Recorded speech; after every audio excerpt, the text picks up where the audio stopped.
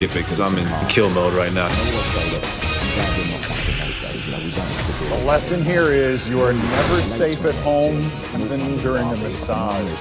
Breaking news about the broken shortstop coming along. Hello from SportsCenter. Hello from New York. Hello again, Kevin Negandhi.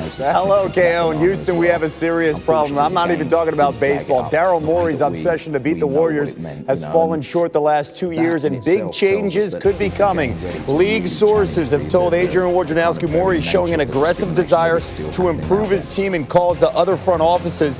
If the right deal is offered, the Rockets would consider trading one of their stars. And here's what he's facing this offseason. That is Morey.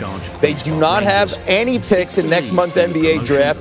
They'll be extremely limited in free agency as James Harden, Chris Paul, and Clint Capella are on the books for over $91 million combined next season. The Beard, 4 years, $171 million. CP3 set to make more than $41 million per year over the final 3 years of his contract. He'll earn $44.2 million in the final year at the age of 36, assuming he picks up his player option. Clint Capella has 4 years, $66 million remaining on the deal he signed last offseason as a restricted free agent. While Harden, CP3, and Capella are all locked into big deals, their coach, Mike D'Antoni, has just 1 year left, and extension talks appear to have stalled.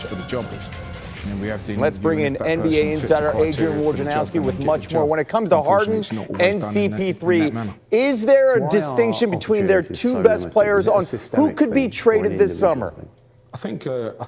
Well, Kevin, I think even Houston realizes that there are very few scenarios that make sense with a James Harden trade to get back value for him. They want to continue to build around him, but everyone is available, and they're willing to listen on everyone. Chris Paul is different, 34 years old, as you mentioned. 3 years, $120+ million left on his contract. Missed 69 games over the last couple of years. The injuries, the age, it makes it difficult to move that contract. Clint Capella could be the one to get money off, create some cap flexibility. He's probably the most likely player to have a significant marketplace. That would break up their current big three. And now let's talk about their coaching situation. What can you tell us about the negotiations with Mike D'Antoni coming to an impasse? Rightly so.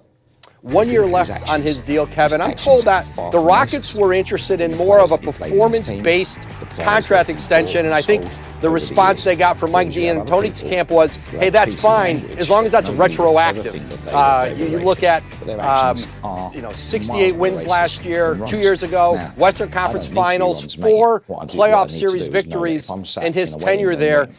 He wants to return there. He told me last week he thought he could coach another 3 years past his 70th birthday, but right now those talks are stalled. Woj, there's another story you're reporting on, and that is new Pelicans VP David Griffin meeting with Anthony Davis this morning in Los Angeles. Now, Davis has said he wants to be traded, but he won't be a free agent until the summer of 2020. What details have you gathered about this specific meeting?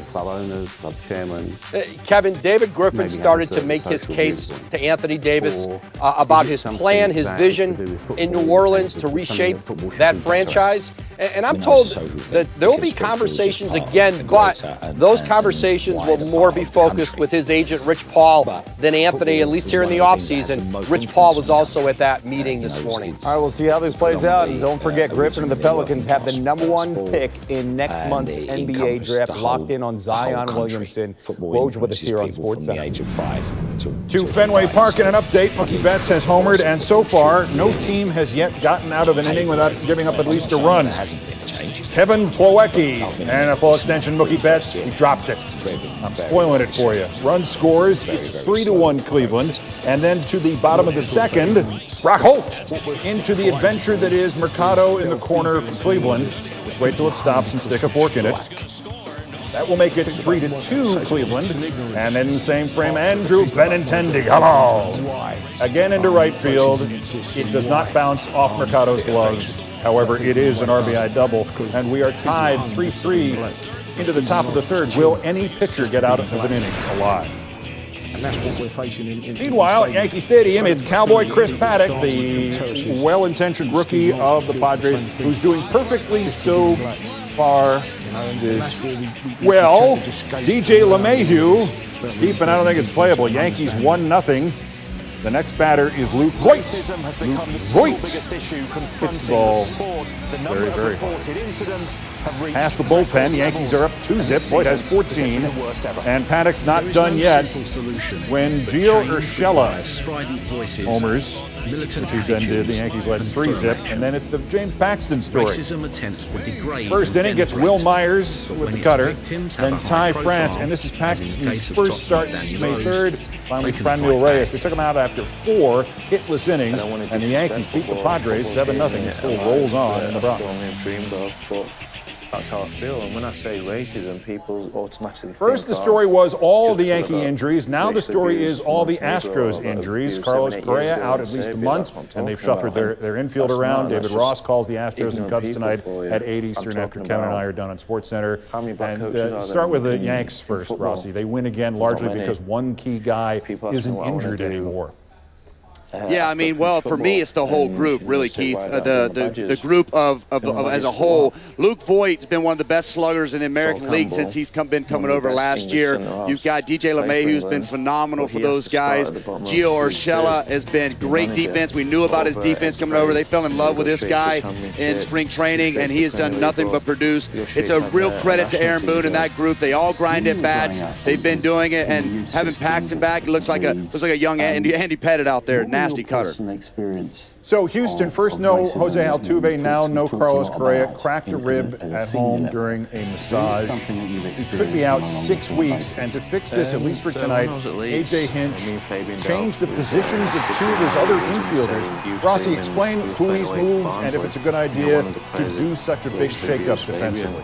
Well, he's got Bregman at short tonight, and, you know, you kind of make do. Everybody in this Astros clubhouse and what A.J. Hinch has done here, they've all bought in. I mean, they're all bought in. They grind at bats. Again, they play as a unit. Alex Bregman's an absolute stud. And they're doing it out with George Springer, who has been one of their catalysts in the leadoff spot. This team has built a culture here of winning, knowing how to win, knowing how to play baseball, and they had skipped a beat with all those injuries. They got some key players out, as you said. Yeah, and Yuli Gurriel is going to play third base instead of Bregman. Just follow them around.